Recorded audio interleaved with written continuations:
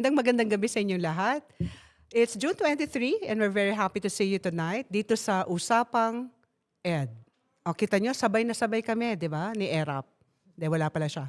Padating pa lang si Attorney E, but he's on his way and we're very happy to see you. Last Monday, we were together and we spoke about decentralizing DepEd with former Undersecretary Ray Laguda. We had a very good discussion.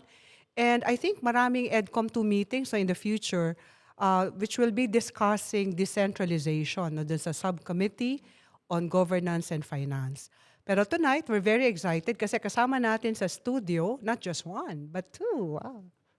Very good, very outstanding local university presidents. Pero sila lang magpapaliwanag niyan. I'd like to introduce, without further ado, two presidents from our local universities in the country. The first one being the first president-elect of Quezon City University. Under her leadership, QCU received CHED Certificate of Recognition as a full-fledged higher education institution. Her efforts in securing CHED certification of program compliance for industrial engineering, electronics engineering, information technology, and entrepreneurship programs led to the university's CHED institutional recognition within 3 months of her term. 3 months. Okay, nagmamadali siya. Si Dr. Teresita Atienza Doc Tere, President Tere. Hi, rainy but joyful evening just the same, no? To see good friends Doris and of course your other guest. Kasi baka ako mag-introduce sa kanya, di ba? Ate, ang lakas mong baka other guest. Ayan siya, oh. Ayan na siya. Kitang-kita na siya eh. Parang meron ka pang... Gusto ko ikaw mag-introduce sa kanya, baka sabihin mo, ikaw na host. Sige. Okay. Ikaw na host. Total late rin lang to. Okay, so ang ating isang guest, eto sobrang maraming may kakilala ito dahil talagang very good work ang ginagawa ng University of Makati. He is the 10th president and he holds a PhD in management with distinction and a postdoctoral degree in strategic management. He's the 2024 Thomas B. Lopez Jr. Professorial Chair for Education and is a member of the EDCOM 2 Standing Committee in Higher Education. Tama ba? Natutuwa ako sa pangalan niya, actually. Hindi ko mabasa. We all call him Professor X. Hi. Good evening, Doris, at saka sa lahat ng mga nakikinig and sumusubaybay sa Usapang Ed. And it's a pleasure na nandito kami ngayon ni Dr. Ed to talk about local universities and colleges. Yes. Alam mo, sabi ko kay Dr. Happy kami pag meron dumarating dito live, lalo na kung kamukha niyo, joke. Lalo na kung ganito, di ba, na maganda ang pwede natin mapag-usapan kasi nakakatuwa talaga ang nagiging trabaho at contribution no, ng local universities. Yeah.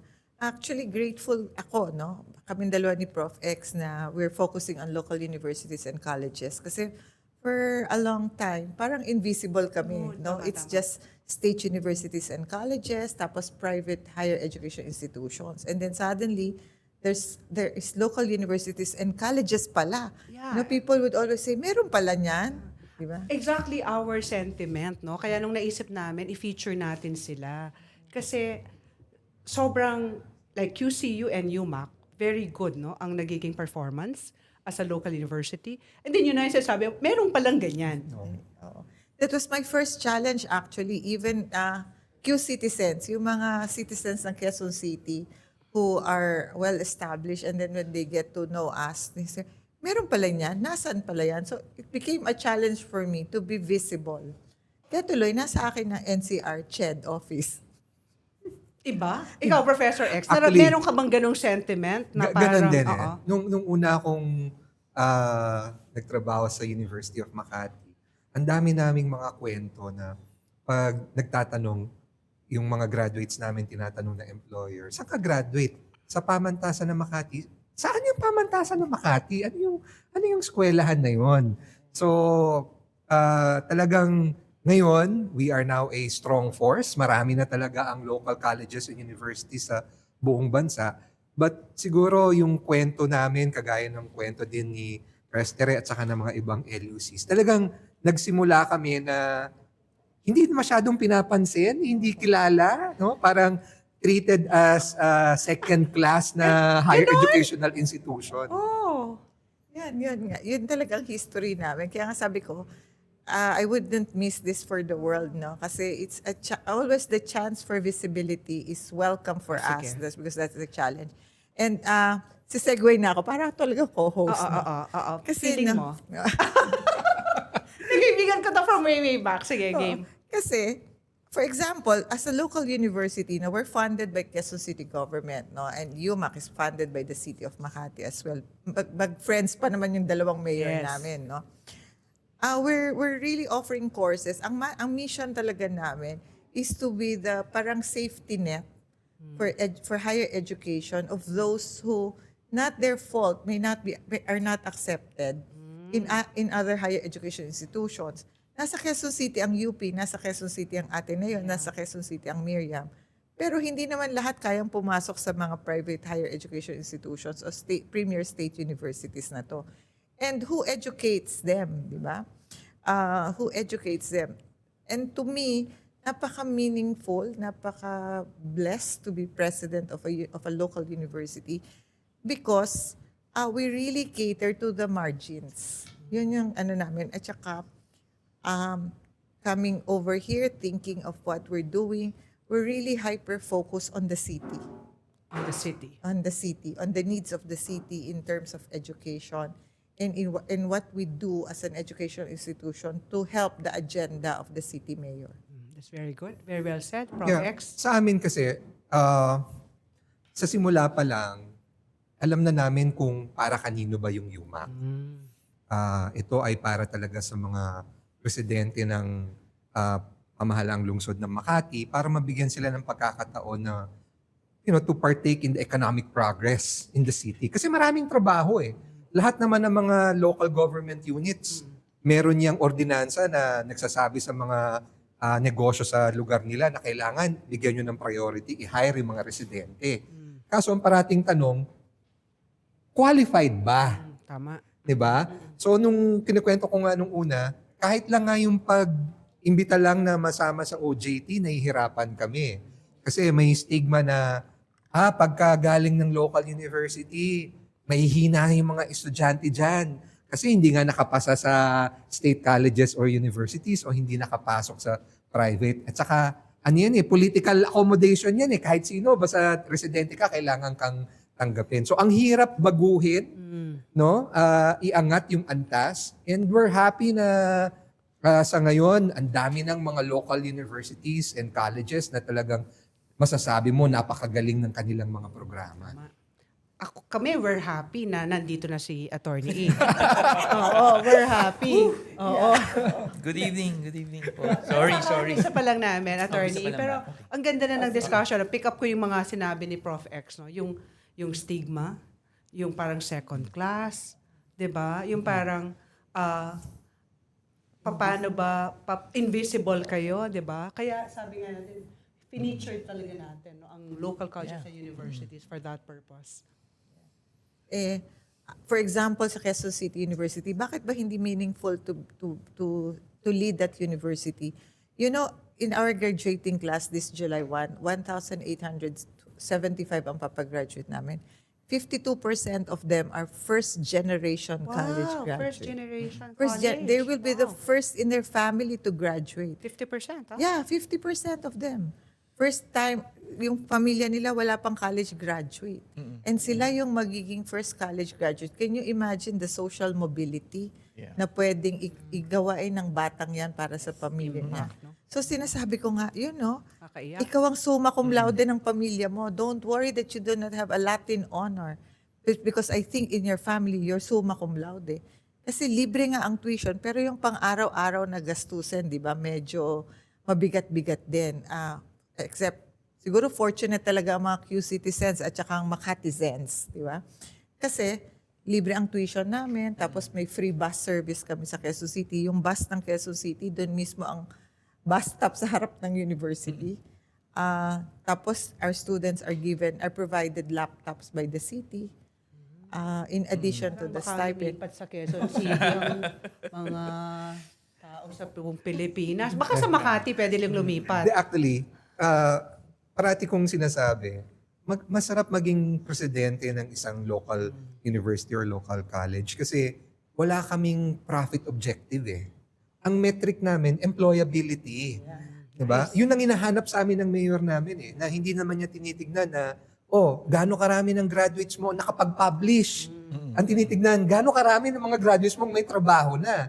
Kasi it doesn't make sense, dahil nga scholar sila ng city government, kung papaaralin sila, isa-subsidize yung pag-aaral nila sa 4 na taon, tapos wala naman silang mapapasukan na trabaho. Parang wasted investment. Kaya napakaganda nung binanggit ni Prester kanina na talagang yung mga local colleges and universities dapat talaga nakatuon doon sa pangangailangan, Yes. doon sa syudad. Sa syudad. No? Ano yung mga jobs available in the city, and then later on expand na paano ka makakatulong pa sa bansa. No? So sabi ko nga, we're fortunate kami ni Prester because mayaman yung mga syudad namin. Supportive local government. Supportive yung mga local officials. But not all local universities are created the same. Correct. Oo. Well, Sige, magparamdam good ka. evening sa inyo lahat. Naku, pasensya na kayo. Napaka-traffic, umulan. Anyway, Sige, ikaw na so ulan I ka. also came from I came from actually a crisis meeting with the client. So, alam mo naman tayong pobreng abogado minsan, hinihila kung saan-saan. But anyway, I am really excited to join this discussion. Si Dr. Tera, I went to your school last year, no? And of course, ang si Prof. Who X does not sa know? Prof. UMAC, X. grabe. Pag napunta ka parang nasa ibang parte ka ng di ba? Ang ganda ng Maganda, campus. But, maganda. you know, I've always said this, talagang there's really strength in local colleges and universities. Very different din yung ano niya, di ba? Yung mandate from a state university. Maraming strengths. Number one is you're closer to the people, the community. You're more responsive in terms of your programs. Of course, may mga issues na binabato before na you have more independence. You're not within CHED's jurisdiction because you're part of local government. You create your part of that is creating your own source of revenue, and part of that general welfare. So parang di ba ganon na, but it works also for some. Sabi mo magkakaiba. Yung iba, they're able to capitalize on that independence. Yung iba naman, nahihirapan because of their lack of direct connection to CHED. But my question to you, sa inyong dalawa, may tanong agad no? Kararating lang may tanong. Merong 2 paragraphs na context. How is it, how do you distinguish the local college or university, yung part na political? Because you work under the pleasure of the chief executive, the mayor. How much of it is politics, local politics, and how much is really purely education? And how do you manage and balance? Diba, yung una presidente, just a choice of the mayor. What if change administration? How does it affect the school? Actually, we also follow the CHED regulation, no? May term of office. I think yun ang kagandahan ng Unifas law na nag-toe ng line. Yes. Nag-toe ng line yung mga local universities and colleges. In fact, kaya ako naging presidente kasi gusto ni Mayor Joy, no, we have to be recognized as a higher education institution. To avail of the So you have to have a president. So nag-search committee. So there's a search, both Prof. X and I, as a product of a search committee.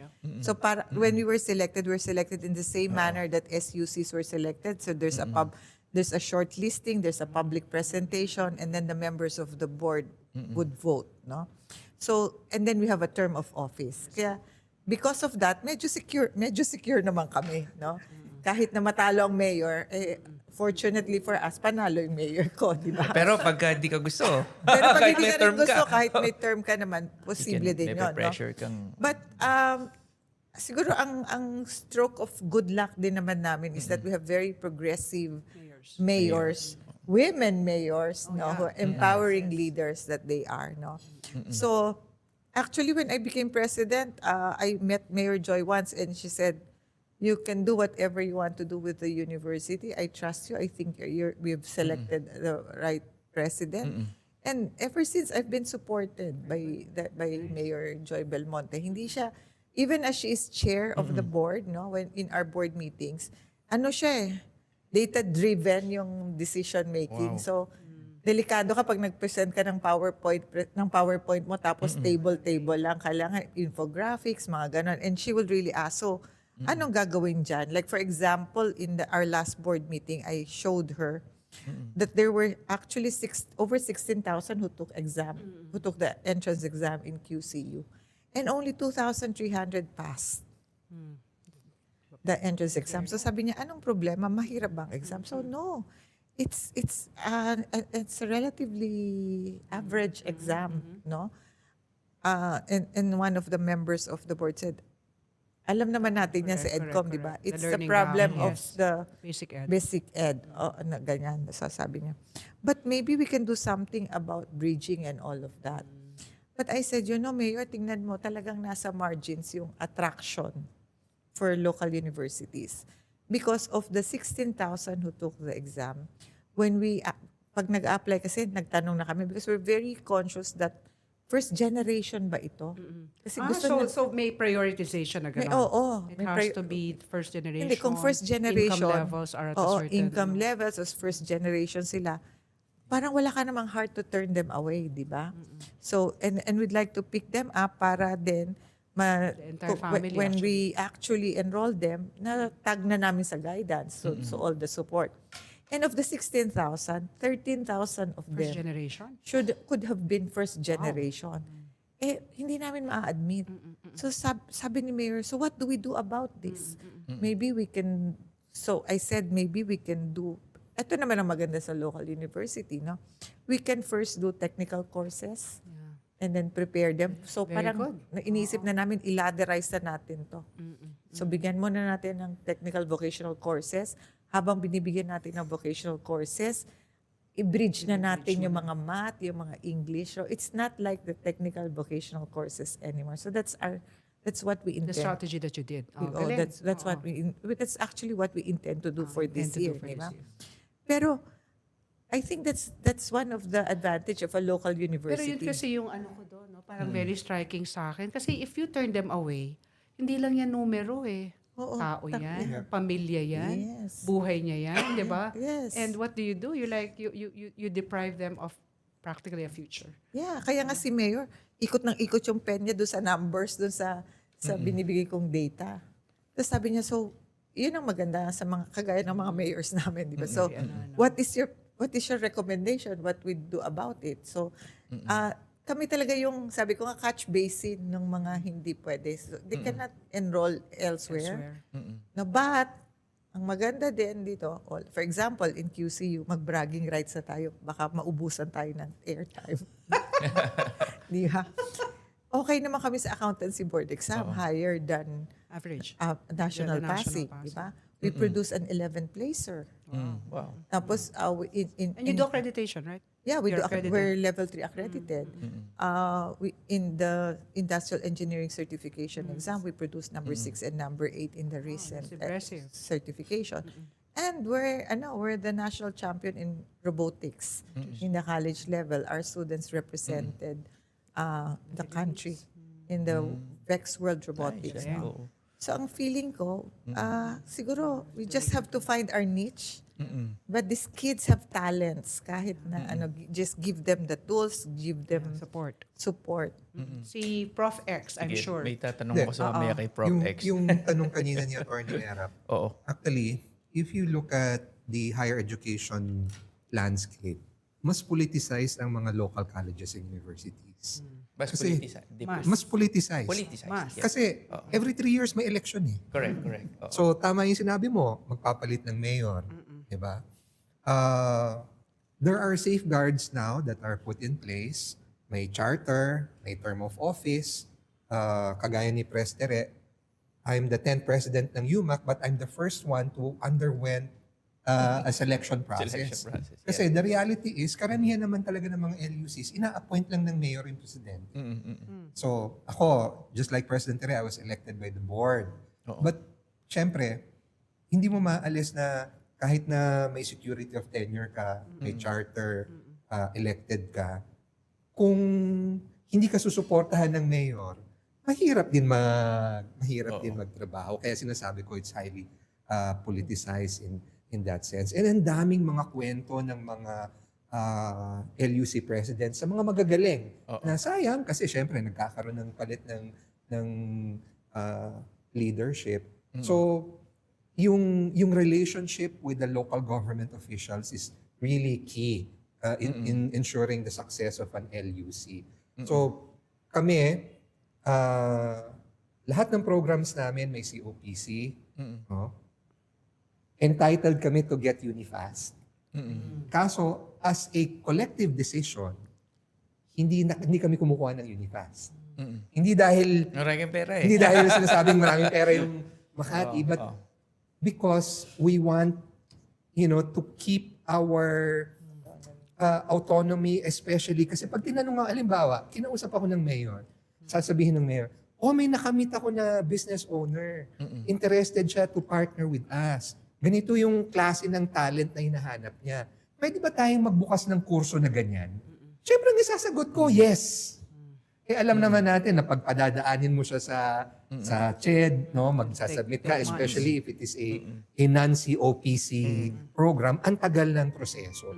And I think that's the kind of characteristic na sa simula pa lang, yun yung pinanghawakan ng mga LUCs. Yeah. That, sabi mo nga, Attorney Erap, di ba, doon sa local government code, may kapangyarihan talaga na magtayo ng eskwelahan at patakbuhin ng eskwelahan. So, for the longest time, we were actually saying, no, we're independent. We're like SUCs because we have our own charter. Kaso, nung pumasok nga yung Unifast, kailangan lahat. No? You have to go through that process. So, sinasabi nga namin nung simula, we're older than CHED. Meron kaming government recognition nung time pa ng DEX. Meron pa kaming GR. But the decision, just like what Prestere mentioned, no? Decision din nung mayor namin ni Mayor Abby when she became mayor, sabi niya, hindi, kailangan magkaroon ng institutional recognition from CHED ang UMAC. Kailangan lahat ng programs yung may COPC, which we delivered. But sabi ko nga, despite that, sabi ko, we still want to maintain a certain level of autonomy to be true that we can be responsive to the needs of the city. Yes. That's good. Oo. So yun yung sitwasyon namin ngayon sa UMAC. But again, sabi ko nga, hindi lahat ng LUCs are created the Yes, same. oo. Yung ibang LUC, kailangan talaga nila yung support from the national ng Unifast. No? Kami, sabi ko, ang budget namin for this year, 1.25 billion pesos. Hindi pa kasama ang CAPEX. MOOE lang yan sa PS. No? Ganun ka-supportive yung local government as far as education is concerned. And lastly, no, masabi ko lang, I think we're one of only very few, I don't know nga kung meron pang iba, na LUC na tumatanggap ng non-resident. I wanted to ask that. oo nga eh. I wanted to ask that. So, tumatanggap kayo ng non-residents? Yes. Ako din, tumatanggap din kami sa Quezon City. Kasi di Ang ba? non-resident. Yeah.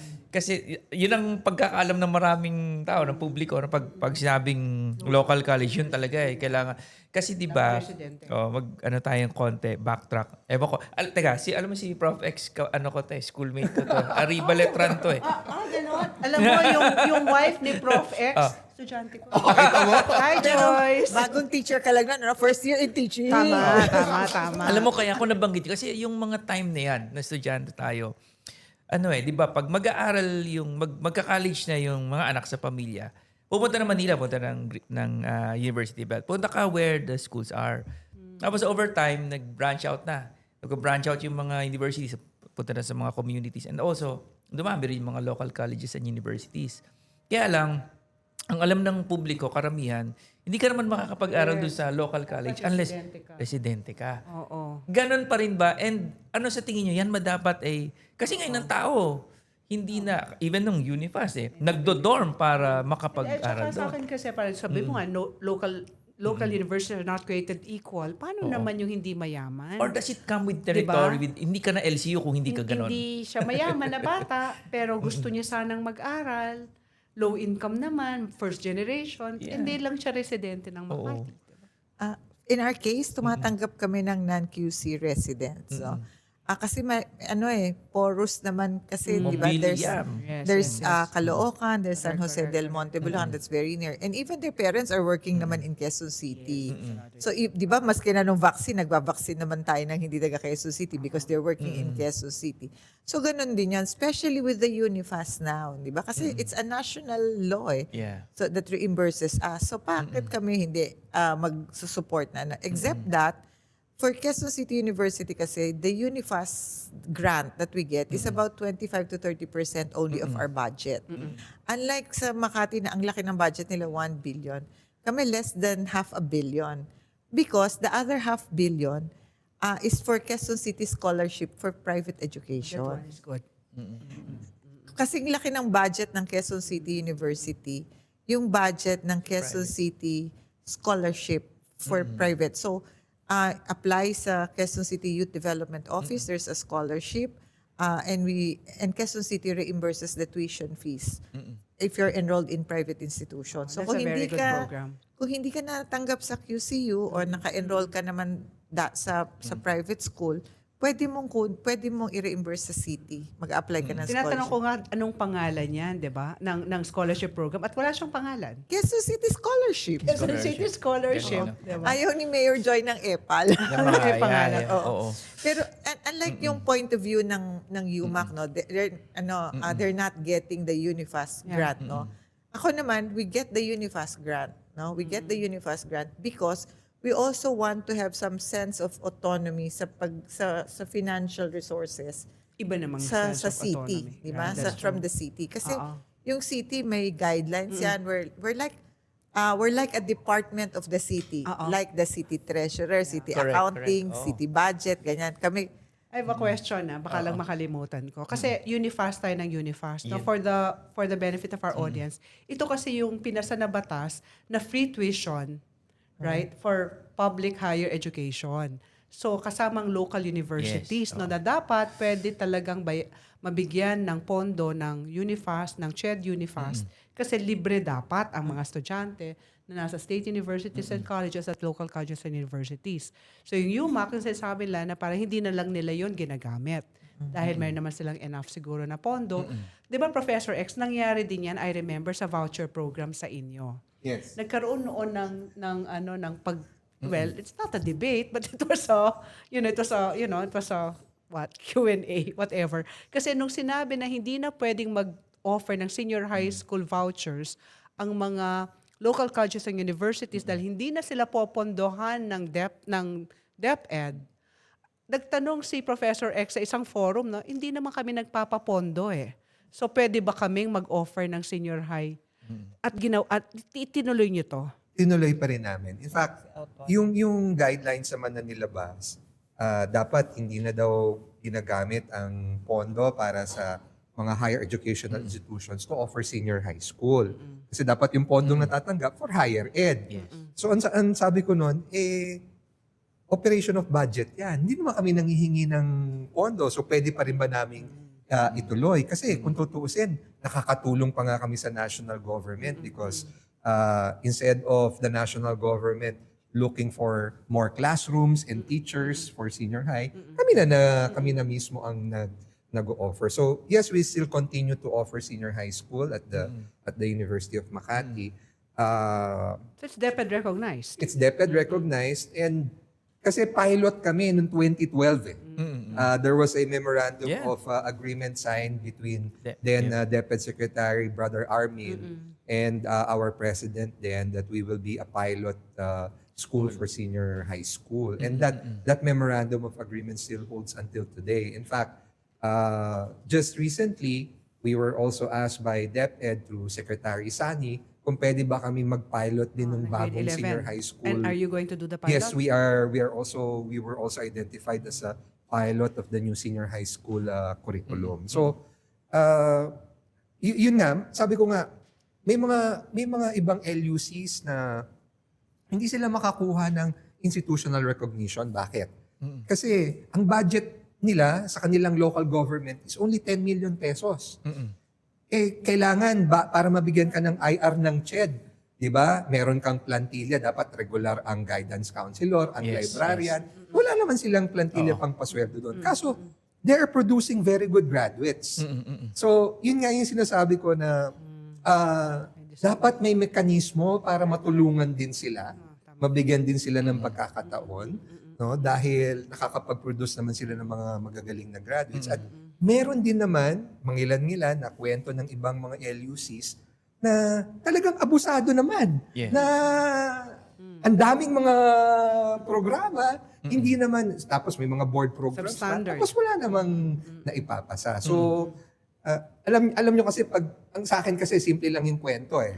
Pag mayor ka, magtayo ka ng LUC, pogi ka. Walang talo eh. Kahit pangit. Di ba? Kahit Alin ang pangit? Yung Sabi niya, school. may pogi kayo. kasi for your constituents, di ba? Education yung ibinibigay mo eh. Hindi ka gaya pag ospital, mamamatayan ka, Yeah. kulang ng gamot. Kaso pag eskwelahan ng Pogi. tinayo mo, di ba? Tapos That's ipapasa mo pa yung gasto sa national government through Unifast. Yeah, Unifast. free tuition. Di ba? Okay, I have an observation in relation to that. Kasi nung bago naipasa yung Unifast Law, yung may free tuition in higher education po na batas, natatandaan ko, ang mga local colleges and universities, they are very sensitive to their independence from national government. In fact, babalita ko nga nun, may isang LCU na nagbigay ng honoris causa sa isang kilalang tao. Sabihin agad ng CHED, hindi namin ino-authorize yan. And then the LCU would normally say, hindi naman kami under ng CHED. Or they will offer programs.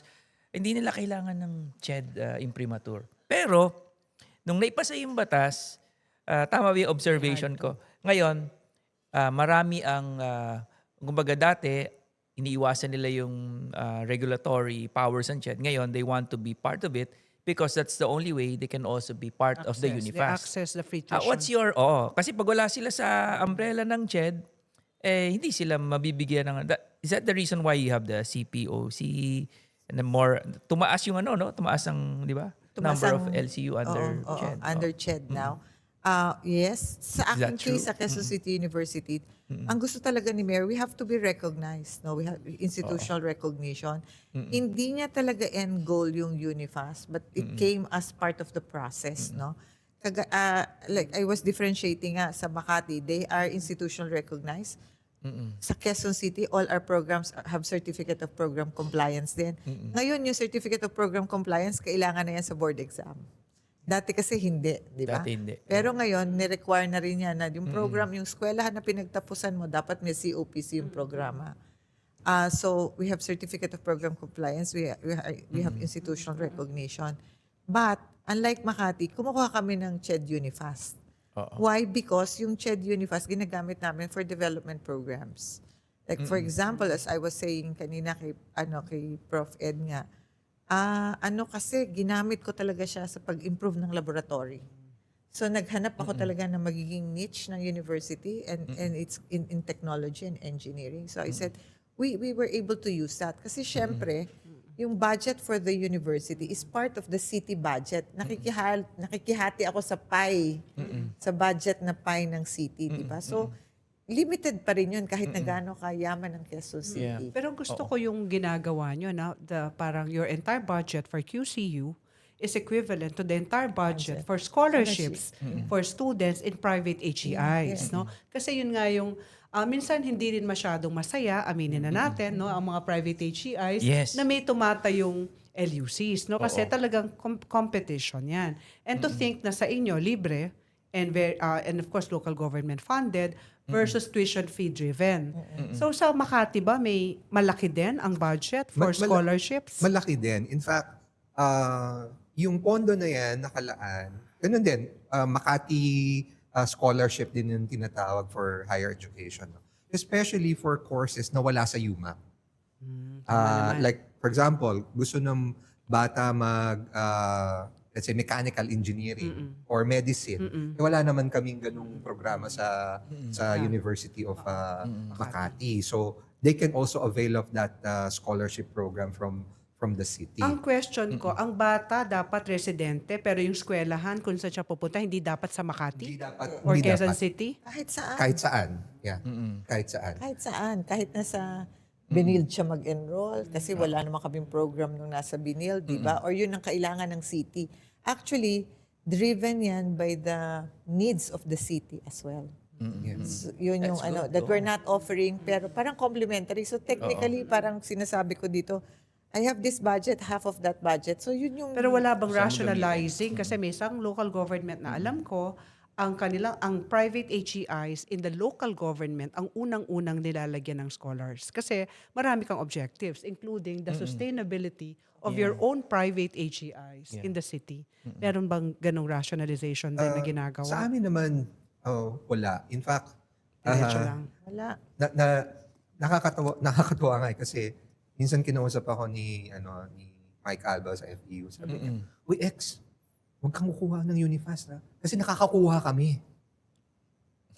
Kasi kung may private kumuha ka sa HEI, yeah. di ba? Oo, Tapos may within the public, area. kaso hindi naman kumukuha yung public, entitled na Kumbaga makakuha parang ang private. considered na non-existent. And considered na program. non-existent. Oo, oo. So may ganung dynamic. Kaya lang, Pero nakakatulong ka. nakakatulong pa ako actually sa mga private HEIs in the HEIs, no? locality. Sabi ko nga, kasi yung autonomy na binabanggit ko kasi kanina, like for example, requirement kasi doon sa batas, doon sa Unifast, na para maging entitled ka, kailangan lahat ng programs so may COBC. Diba? Kagaya niyan, meron kaming program na binuksan, Bachelor in Disaster Risk Management. Diba? The Philippines, parating dinadaanan ng mga natural and man-made Correct. calamities. Bakit Lahat, tayo dinadaanan ng man-made? kasi yung tayo may gawa nun? Okay. Tayo may kagagawan eh. Okay. Kung bakit eh, di ba? So, ang sinasabi ko, di ba, may mga, Dinanaman.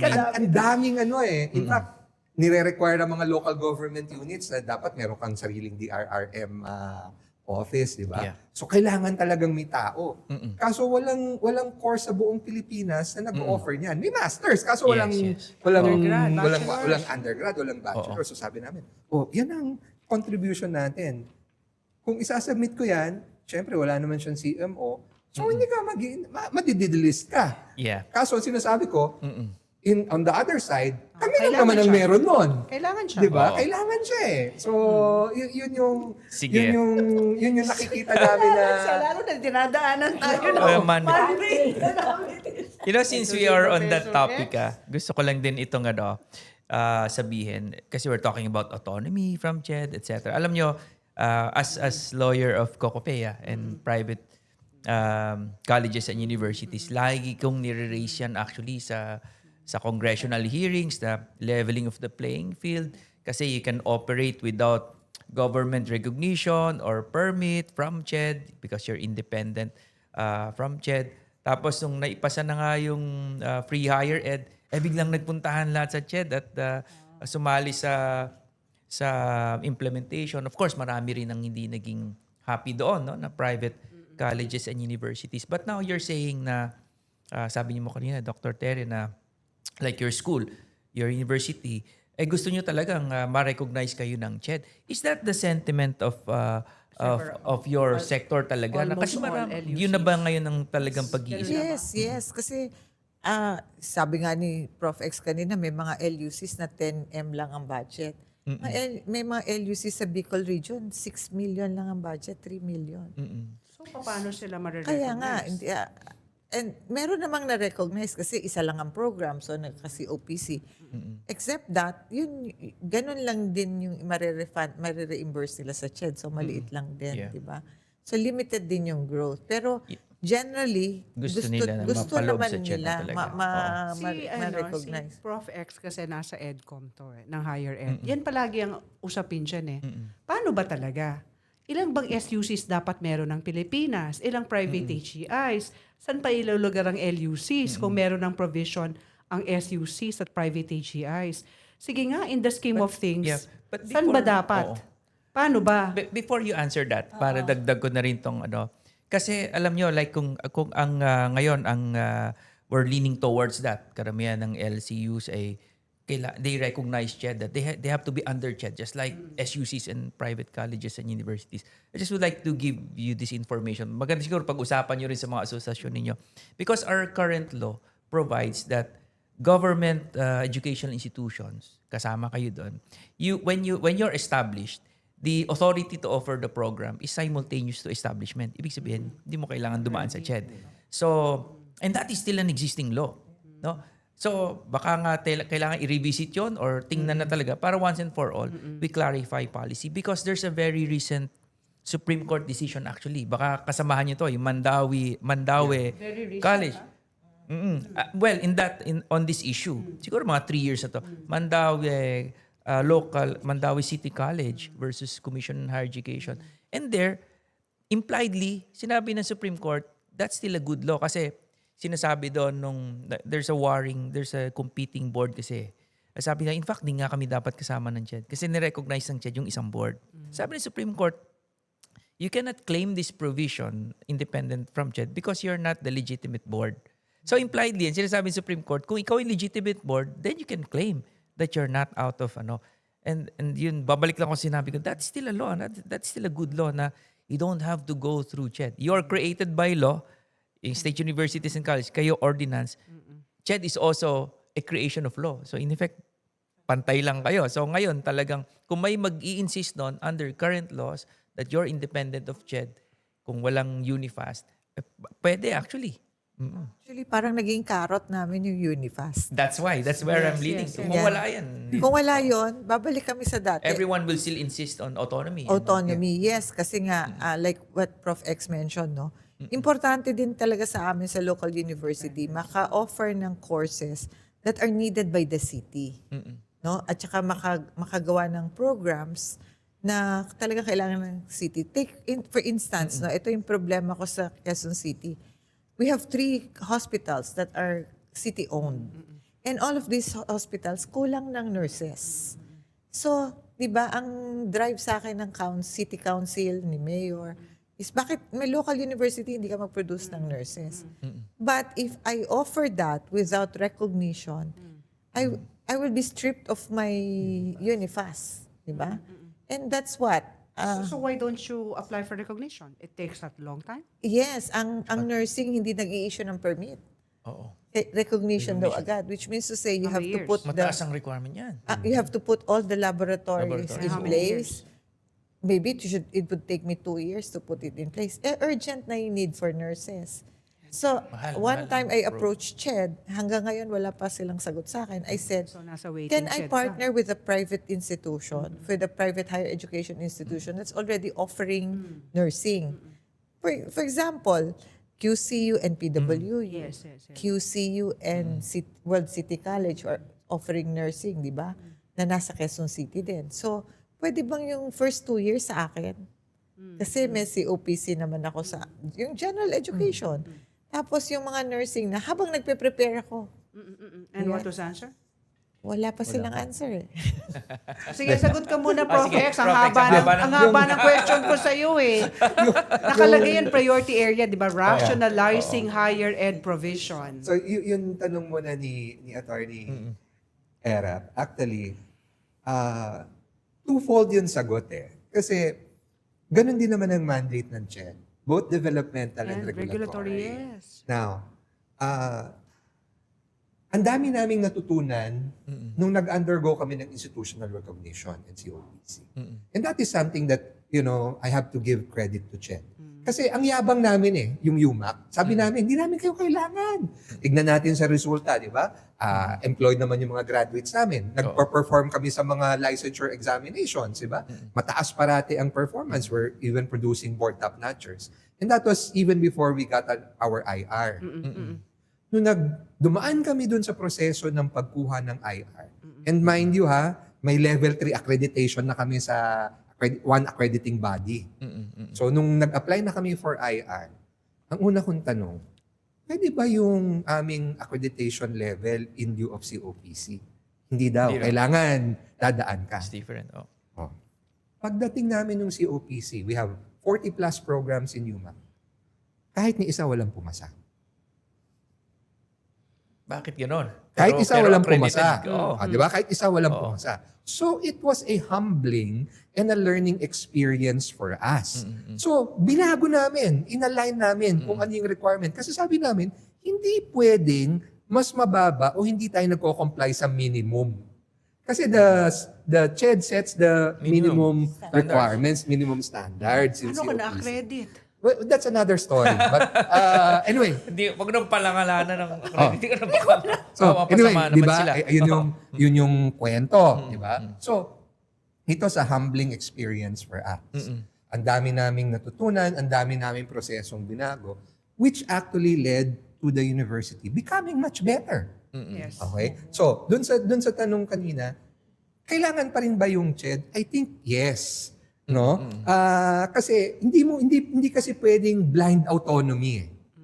Unless probably until you have reached a certain level of standard Yes. na hindi mo itataya yung pangalan ng syudad at saka yung eskwela. Yun yung sinasabi ko na hindi naman ako mag-o-offer ng programa dahil itataya ko yung pangalan ng Makati at saka yung pangalan ng UMAC na walang kwenta.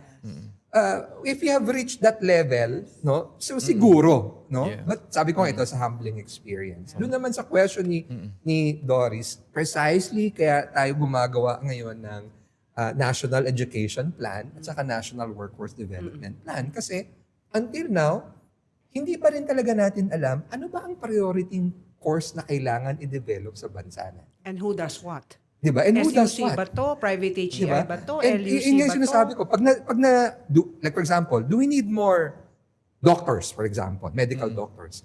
Then siguro dapat sila yung mas bigyan ng support. Di ba? Ngayon kasi, ang dami natin, mga business majors, di ba? Tourism.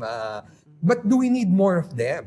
Yun yung sagot doon. But Tama, I agree. we're still in that process of actually coming up with the workforce development plan and the national education plan para yung direction talaga, SUCs, ganito kayo mag-concentrate. LUCs, ganito kayo mag-concentrate. Kung gusto nyo makakuha ng suporta from the national government, i-prioritize nyo itong mga programa na to. Wala pa kasing directive na nilalabas na ganun. So, shotgun approach. Everyone is free to do whatever they want to do sa ngayon. So, yun sa tingin ko ang isa siguro magiging magandang contribution kapag nagawa natin yun sa Pero EDCO. just to react to what you were saying, no, about, yun na nga, parang you went through the process and realized, no, that it was helping out because, of course, we're still okay with the fact that you have a regulator. Pero yung pagiging regulator kasi, and we always say this, you know, you can regulate you can be very stringent, especially for those which are underperforming and those which are below standards at the minimum, right? And then yung maayos na, talagang medyo give them naman. You know, it's reasonable regulation, we always say that, or give them some level of autonomy. So it's a continuum. So kailangan yung regulator, siguro ganun siya mag-isip. 'Di ba? Minsan kasi, ang problema natin, yun na nga, shotgun din sila.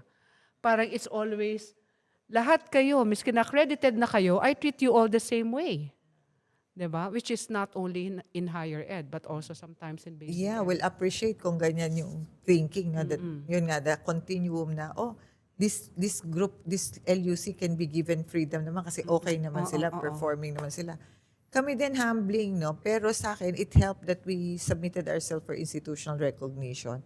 Because one of the requirements is that you have to have a 5-year development plan. No, when I came, kaya nga minadali ko, Doris, first 100 days I said, kailangan kong because Okay, 3 months ka pa lang kung ano how can you run pinagagawa. a university without a plan, di ba? Without so I said, let's do, and it's a requirement of CHED. And so what is this plan? Pandemic noon, so lahat ng working hours namin napunta sa pag-develop talaga ng plan, which we followed. And true enough, pag pinag-isipan mo talaga yung plano, pinagtrabahuhan mo, in 4 years, we were able to achieve that 5-year development plan. No? Because we have a supportive city administration, di ba? Tapos talagang we really poured our heart into that. Kasi we're benefiting from Unifast eh. Ang ganda, yung Unifast na nakapag-permanent kami ng mga faculty, nakapag-increase kami ng positions nila, no? Tumaas yung sweldo, nagkaroon kami ng mga laboratories namin, no? So, lumaki yung pie namin kasi to finance quality education. Actually, narinig ko sa inyo kanina, both of you were saying, you really want to be responsive, right? That your constraint is medyo mabagal, no? Na mag-approve, for example, ang CHED, Yes. ng mga bagong programa. Paano ba masosolve yan? Is it a CHED thing that, we need to do Well, the work with them? Or is, with the new chair, is part this something we can articulate? Part of the work that we're doing sa higher ed committee ng EDCOM is actually yung binabanggit nga kanina, 'di ba? Yung leveling. Yung typology. Typology, yes. Kasi we call ourselves a university. Quezon City University. also calls itself a university. So when we submit ourselves to CHED, we will be subjected to the instrument that is used to measure a university. Unique kami. Meron kaming unique characteristic na wala sa private HEIs and even wala din sa SUCs. Diba? So, what we're saying is dapat may sarili kaming instrument for us, like yung binabanggit kanina ni Tere, social mobility. Yeah. Napakalaki sa amin yan. Hindi ko naman sinasabi na dapat wala yung areas on research, on extension. It should also still be there because we're a university. We want to be called a university. But the instrument that is going to be used and actually recognizing you can be an excellent local university following this metric. Yes. Diba? Because it cannot be, sabi mo nga kanina, it cannot be a one-size-fits-all instrument.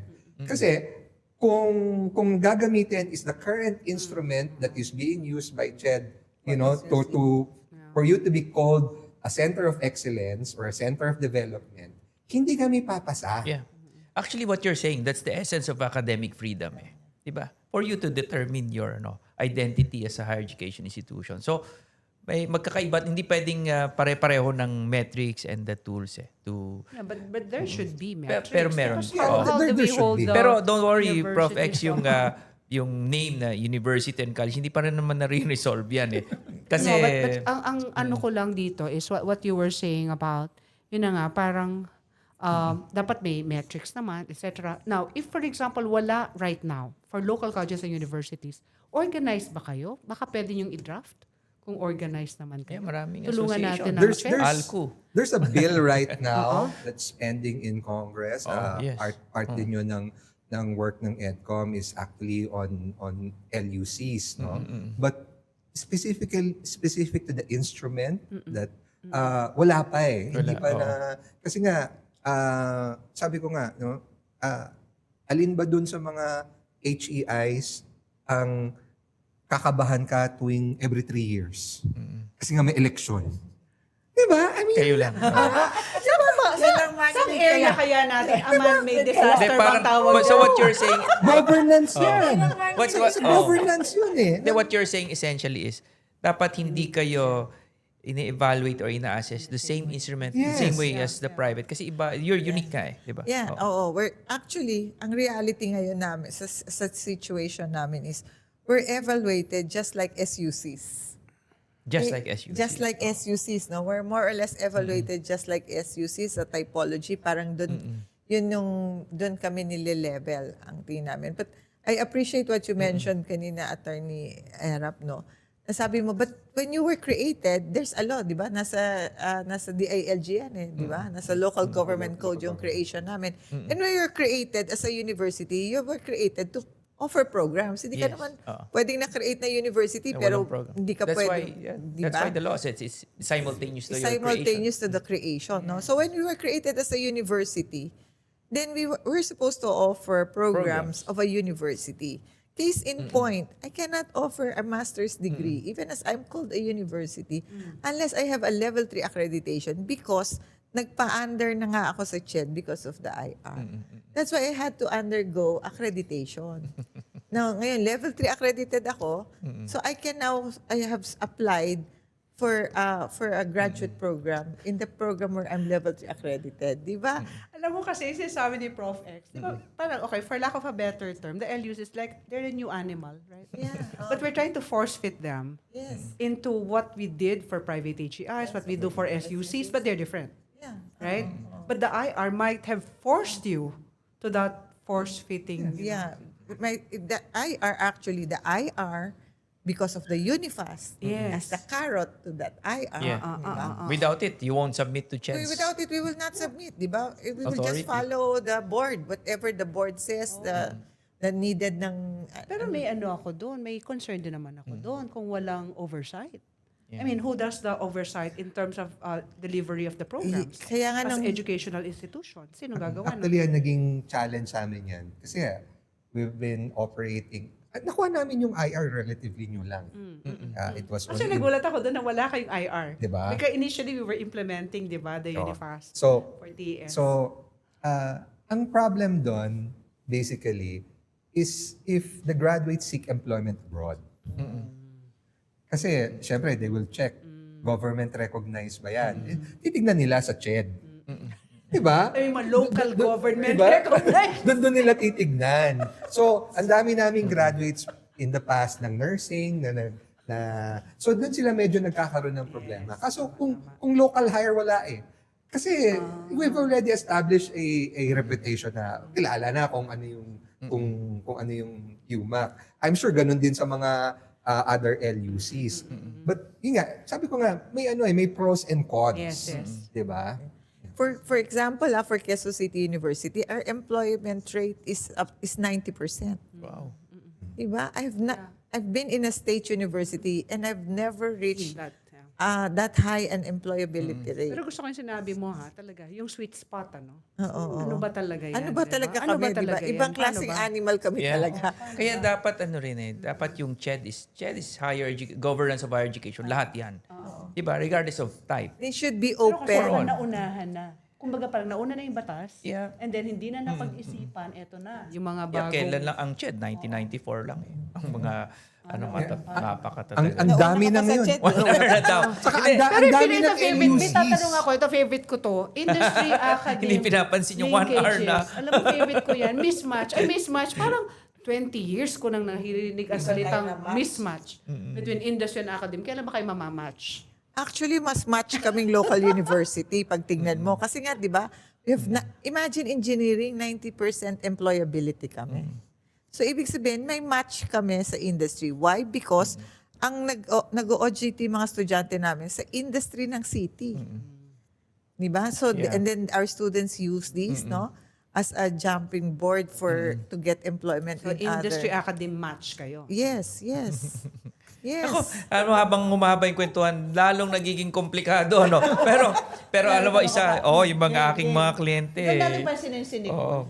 Hindi Hindi siya siya wala si pinapansin. President. Hindi siya Pero pinapansin. alam niyo yung mga nanonood ng mga private higher education institutions, I'm sure natutuwa sila na reading nila sa inyo kasi for the longest time, many of us were saying, dapat you be subjected to the same regulation, supervision, oversight of CHED kasi we pass through the same, probably not the same metrics or tools, pero dapat you also pass through some, at least yung merong seal of quality, etc. And I'm sure they're very happy hearing that from you. Kasi for the longest time, maraming ginagamit yung autonomy niyon just to put up a school everywhere, di ba? Not mindful of already existing higher education institutions in the area.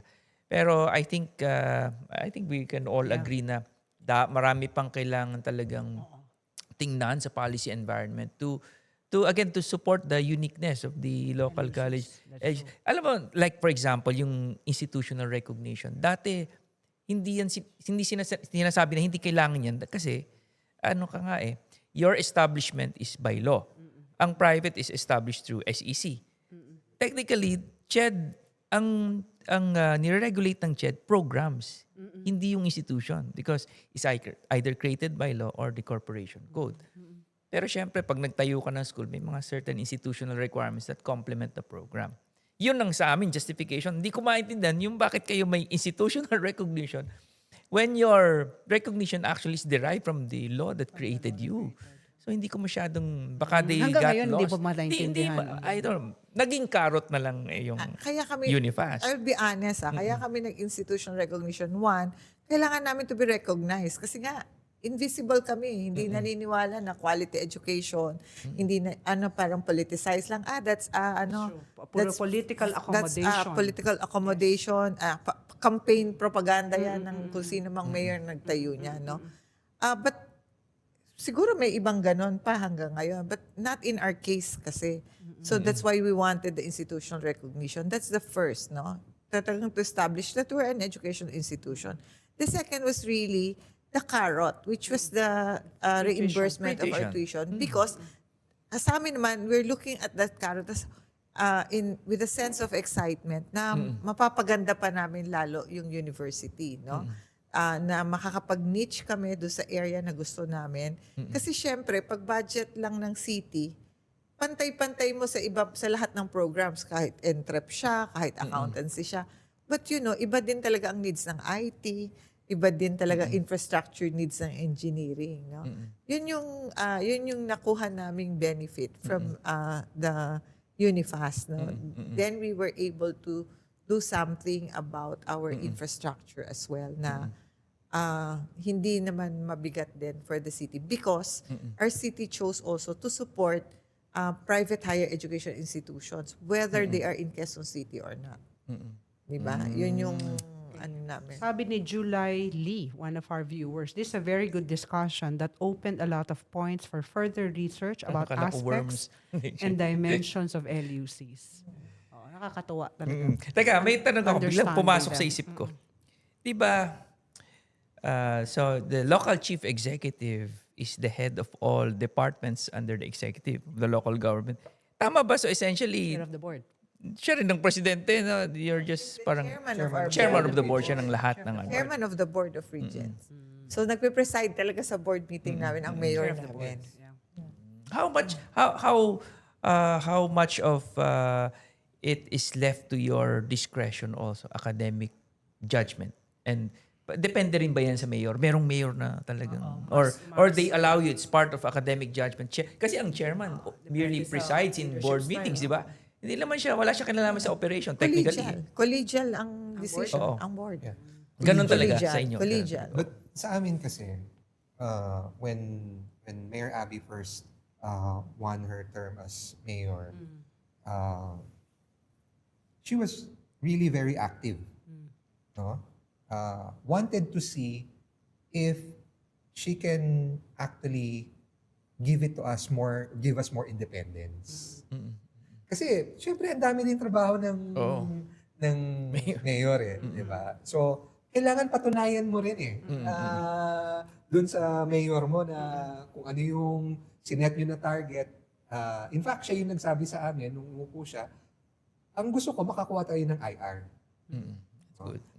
Gusto ko magkaroon ng COPC lahat ng mga programs mo sa University of Makati. So she presides our Board of Regents meeting, but gives us more independence in running the university. So tsaka idagdag ko lang, no? Yung binanggit kanina ni Prestere. Nung una talagang, especially kung bago kang LUC, ang problema mo talaga branding. Di ba? Siyempre, bago ka, hindi ka masyadong pagtitiwalaan dun sa mga program offerings. Kaso ngayon, meron na talaga mga LUCs. Quezon City is one of them. Pasig, of course, UMAC. No? Sabi kanina ni Prestere, 15,000 nag-apply sa kanila, 2,000 lang ang tatanggapin. For Makati, na napakaliit na lungsod, di ba? 12,000 nag-apply sa amin. So pinagnanasahan na rin ang mga LUC. Yes. Agree. Pinagnanasahan. Agree. I agree. I mean, in fact, ang problema na nga namin, to your point kanina na binanggit mo, Doris, what happens sa mga hindi tatanggapin? Diba? Maraming Saan sila nangangailangan. Maraming may need for higher education in the city. Pero I like that, no, what you're saying, kasi nga, that to us is metric yan eh. Yeah, 2 If hours the na school, ilalabas siya. 2 right, is hours. doing well. In other words, there's a lot of applicants and the school can actually select. Yes. No, and very high ang selectivity nila because they only need a fraction of the number of applicants. I had the privilege of listening to a lecture of the former president, Tommy Lopez. No? of UMAC, no? How would you describe him? No, and he spoke to us, Faculty of St. Scholasticus Manila. Really, very, very, very progressive, very out of the box thinker. Yeah. But what I like what he said was that you will see the turnaround when the students will proudly say that they're students of UMAC. Hindi yung din lang po sa UMAC. Hindi na sila ganon. Actually, UCU kami. Actually, Yuma kami. ito yung proof.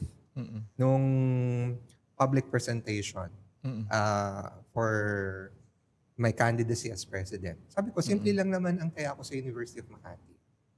My daughter studies at UMac. My son right now is graduating from the University of Makati.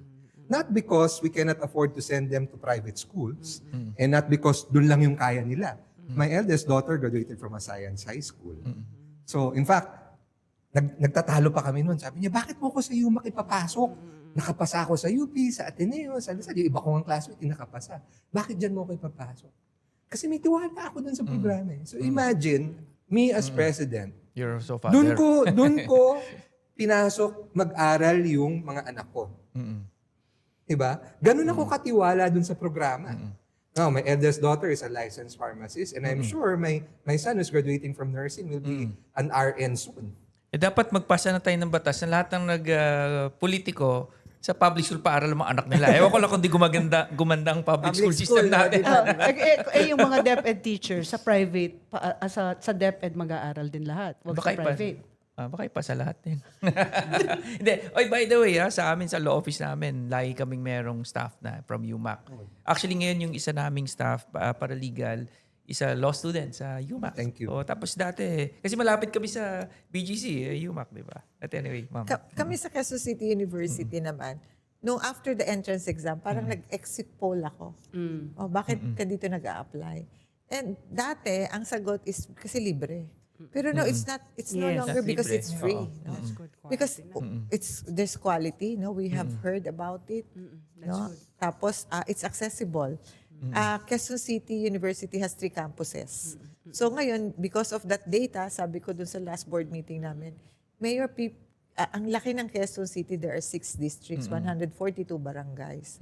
And we are basically serving districts 2, 5, and 6 only. Meron kami sa District 1, pero maliit yung enrollment, sabi ko ganun. So if we build other campuses nearer to the students, so talagang yun ang purpose mandate naming LUCs. We are accessible quality education. Yun yung ano namin. That contributes to the economic growth of the I mean, city. who can argue with that? Diba? Nobody can argue with that. But my only problem really is, paano naman yung mga private HEIs, no? Where these local colleges and universities are, especially those offering accessible quality education. Talaga I think there should be mababangga. more engagement, cooperation, Yeah. coordination. Or even the private HEIs actually Partnering. doing the advocacy work with their local governments. Yes. Ganito pala ka-progresibo tong mayor eh. Pwede bang pakirationalize naman para meron din kami as citizens no of the city or municipality. Plus, for example, si Mayor Lucy Torres Gomez, sabi niya sa akin, no, we cannot offer entrepreneurship kasi I vowed to the Meron na. public, to the private Private. higher education institutions that the Ormoc City College will not offer courses that they are offering. So baka ganun dapat, complementarity Yeah. din, di ba, Yeah. sa Oo. program offerings. Di ba? Ako dun sa usapan ngayon, ang sa akin ang worry ko yung sa hindi sustainable and stable yung policy ng yung di ba, naging carrot yung Unifast sa inyo voluntary kasi supportive sa IR. Pero I think magkaka-problem diyan when it's the reverse. Like for example, kasi sa amin we have to apply for recognition. Without it, hindi kami makakapag-operate.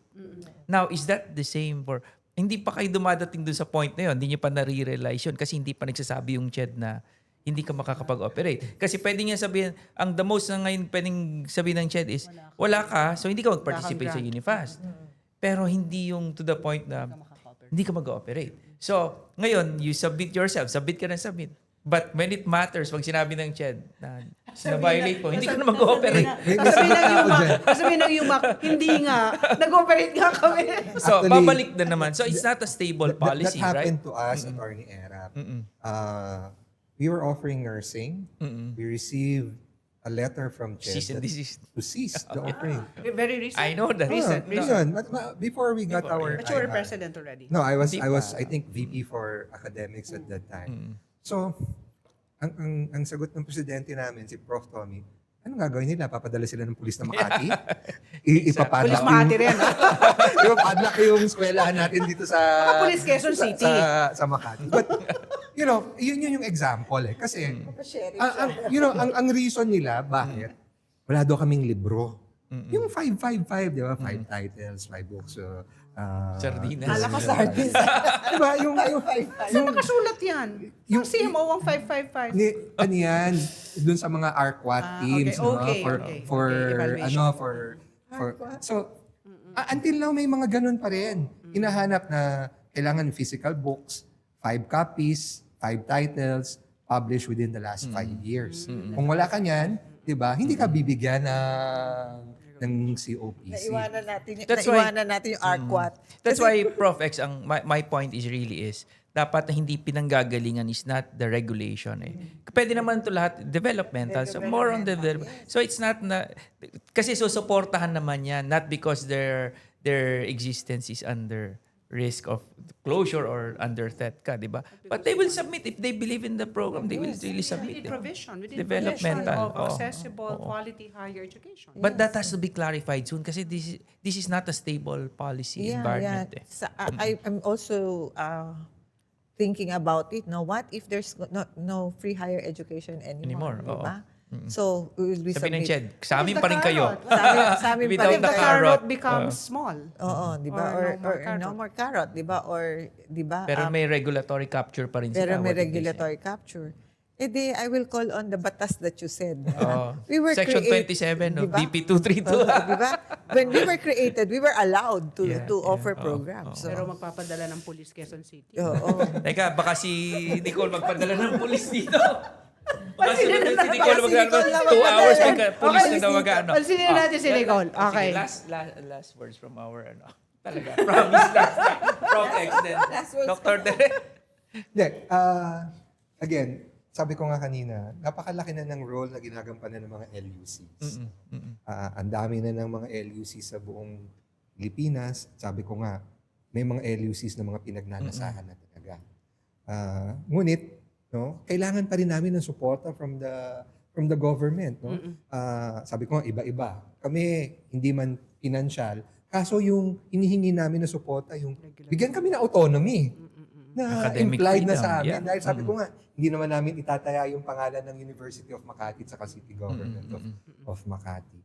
Lahat naman tayo nagnanais na para mapaganda talaga ang kalidad ng edukasyon sa bansa natin at saka makapag maiangat din yung antas ng pamumuhay ng mga bawat mamamayan. So, pag ano po, no, naniniwala po kami na malaki talaga magiging ambag ng LUC para sa kinabukasan ng bansa natin, lalo na sa edukasyon. Oh, good. In my case naman, no, iba ang mission. Dapat iba talaga ang pagtingin sa local universities and colleges. Kasi iba talaga yung mission namin.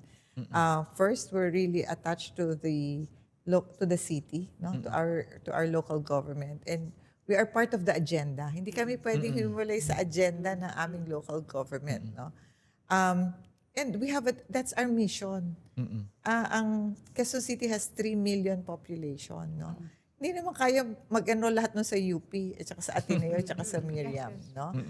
Not only the capacity of the schools, but maybe the capacity, financial and otherwise, of the student. And these young individuals need to get higher education for social mobility. And to me, that's number 1 priority, no? Sila na lang yung pag-asa ng pamilya nila, i-deprive ba ng city? That's what the city is working for. Kahit na sinong local chief executive, ang unang tinatanong sa kanya ng kanyang constituents is, what are you doing in terms of education, health, and employment? At lahat kami, andun kami. Maybe not so, hindi masyadong visible sa health, no? Pero during the pandemic, kami yung arm din for vaccine. So, sabi ko nga, kasama kami talaga sa 3 na yun eh. So, yun ang mandate namin, iba yung mission namin. Yung education that we offer is really for our community, no? Is for our community. ilan-ilan yung mga neighboring cities and we do not deprive them of that education. So we always go down to say the fact that local universities and colleges like QCU and UMAC, we offer quality, accessible education. Very nice. Talagang ang guest natin ay perfect for this topic. Ano? Kaya hindi tuloy tayo maawat eh. So, ang gagaling Ang ng dami mga ko pang guest natin. tanong, 5 pa. Oo, eh, wala Pero na si eh. Nicole. Part 2. May violent reaction na doon. Sige, baka magpapunta Oo. na dito ng police. Baka ipadlock doon. Nasa Makati tayo. Okay. Sige, so again, we'd like to thank Prof. X, President Thank you. Terry, thank you. And of course, the not so late. I'm not so late. Not so late. Yeah, of course. Anyway, maraming salamat. Nakasama nyo na naman kami. And of course, po-promote muna namin ang aming Usapang Ed. Please watch us on YouTube, Spotify, and of course, dito sa FB. I hope you join us every week, of course. At maraming salamat ulit sa aming guests at sa Dami inyong nating natutunan. mga nakasama natin. Much Yeah. appreciated. Oo. So, I hope this is not the last time we can still invite Like you. K-12. ha? Okay ba kayo sa K-12? Okay, pang next episode. Eh, kasi sinabi mo kanina, Prof. Next episode. Kami meron.